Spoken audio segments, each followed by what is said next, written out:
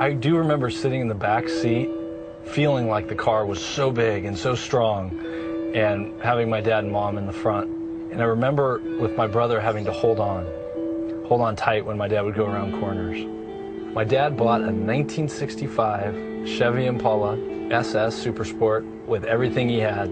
I think he cherished the car, not just because he was the first owner and he drove it off the lot, but it was more than a car to him.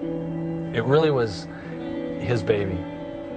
He had the car for 20 years, until the mid-'80s.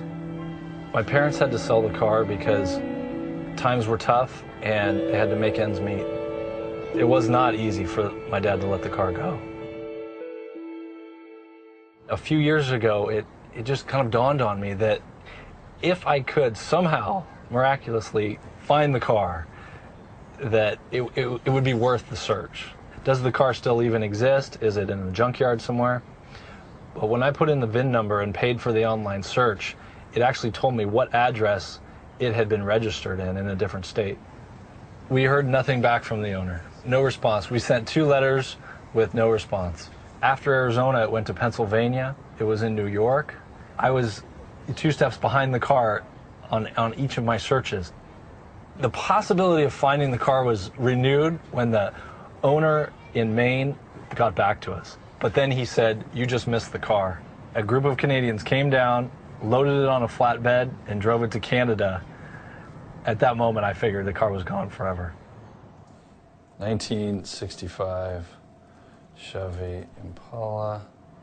I told my wife, my brother and I decided that we're going to pay the private investigator.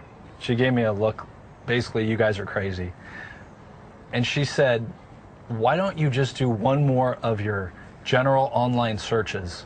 And it was about 11 o'clock at night, and I sat down and I typed in the words, and the first hit said 1965 Chevy Impala SS 396 for sale, Montreal, Quebec. My heart dropped. I called the dealer, confirmed the VIN number that it was the actual car, and bought it over the phone. Gotta give her gas. Okay, that sounds so good. I actually may be keeping this for myself. It's just amazing that it's almost 30 years that I used to sit back here. It's incredible. It's like a time machine. So now that we have the car, we've been planning to give it to my dad as a surprise. He has no idea that we've searched for it, and it's going to be the surprise of his life, I think. He will see the car, and he will just say, "That's my Chevy." I know he will.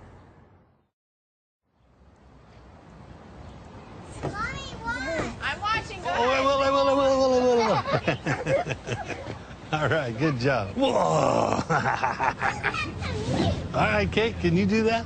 That one? Yeah. Let me. Really I'll low. catch you. Come really low. Okay, I got you. Oh no! What the hell? Dear God.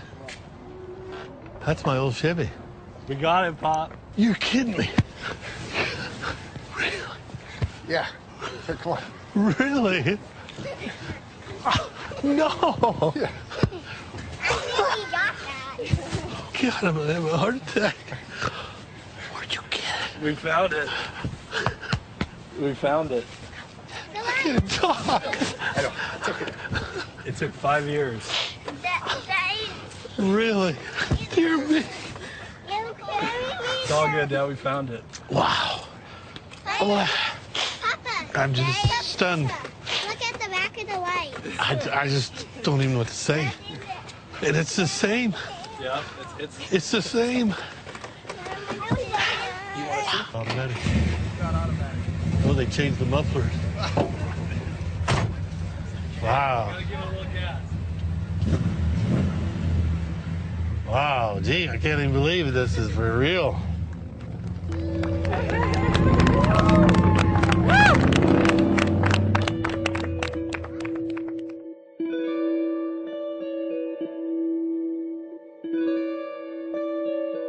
It's not just a car. It's all the memories and the feelings. It brings all that back.